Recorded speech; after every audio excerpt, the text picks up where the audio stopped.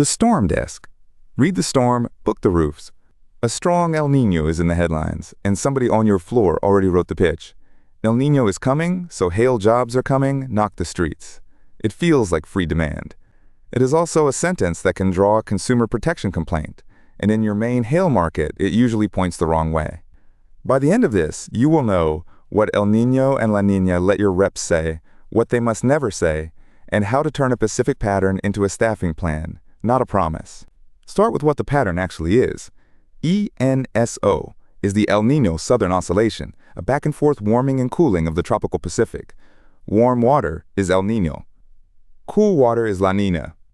It matters to a roofer in Dallas because it nudges the jet stream, the high river of wind that steers storm tracks, and the moisture severe thunderstorms feed on. Change the steering current, you change a region's odds of a busy hail spring. Odds across a region, never a verdict on one roof. Here is the part most sales floors get backwards. The instinct says bigger signal, bigger demand.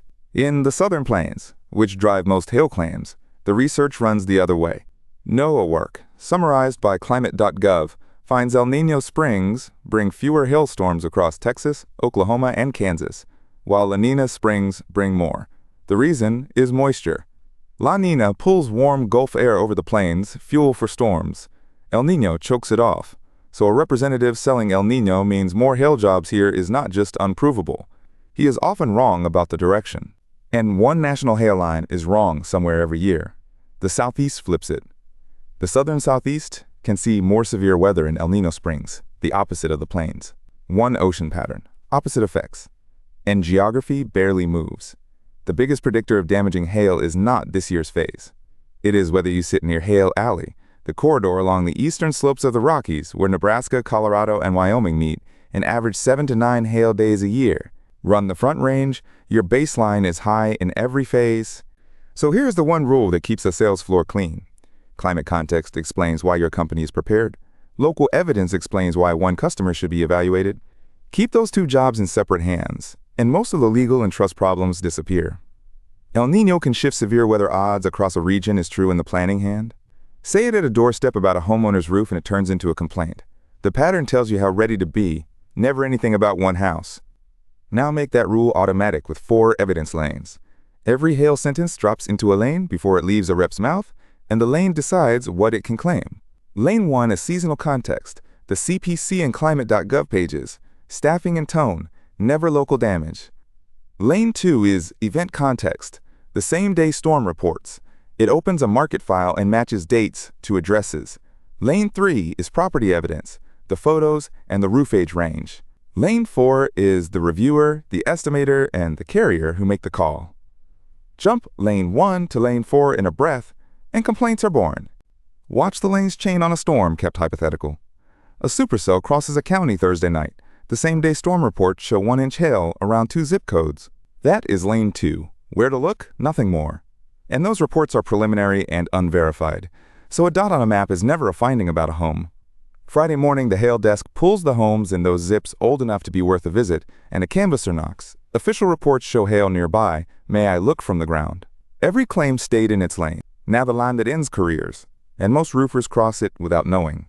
A roofer documents conditions and writes an estimate. The insurer decides coverage. The homeowner owns the claim, and the deductible is theirs to pay. You never handle, negotiate, or settle that claim for them, because the moment you do, you are acting as an unlicensed public adjuster. The Texas Supreme Court's 2024 Stonewater decision made it plain. A contractor who is not a licensed public adjuster cannot advertise handling, negotiating, fighting, maximizing, or getting a claim approved on a roof it repairs. After Stonewater, advertising that line is itself the violation. The deductible is its own hard stop. You never cover, waive, or absorb the homeowner's deductible to win a job, because doing it is insurance fraud in many states and a fast way to lose a license. The deductible is the homeowner's to pay, full stop. And here is the turn. Saying that out loud is a trust move. The rep who warns that no contractor can legally cover a deductible because it is fraud sounds more credible than the competitor making the promise, and he just protected the customer. Hail talk slides into product talk, and that is where hail-proof sneaks in. Kill that word. No shingle is hail-proof, so never sell one. Impact resistance is graded by the UL 2218 steel ball test, Class 1 through Class 4, 4 being the top. The Insurance Institute for Business and Home Safety fires synthetic hailstones at real shingles and grades the damage. In their 2025 ratings, the widest set yet, the best products earned only a good rating. None earned overall. Excellent.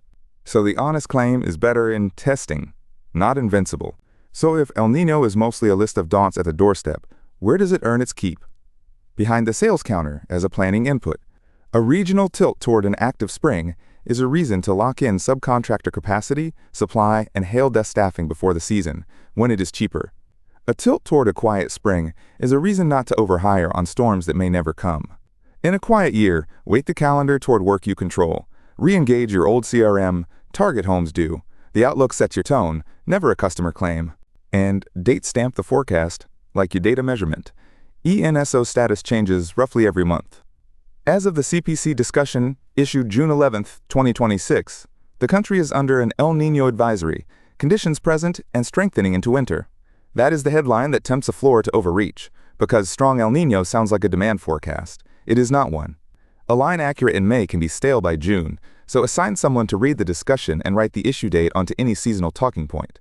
Undated weather is a liability.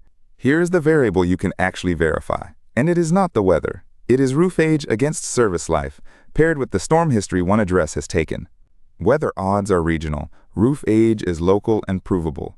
Most asphalt shingle roofs run roughly 15 to 30 years, and the warranty number on the wrapper is a marketing figure, not a service life prediction. Teach a canvasser the ground signals, granules in the downspouts, shingles curling, bald patches, separated flashing. Your roof is in the range where shingles age out, and this address took real hail, never a forecast. Here is where Roof Predict fits, and where it does not.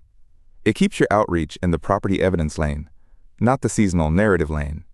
It pairs an estimated roof age range with the storm history a specific roof has taken, modeling how hail hit each house, so a floor can rank the homes most likely worn out and skip the brand new roofs.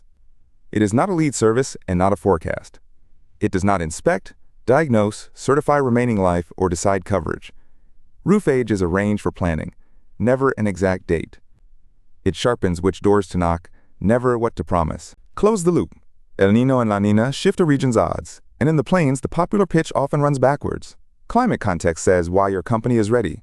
Local evidence says why one roof is worth a look. Sort every sentence into its lane.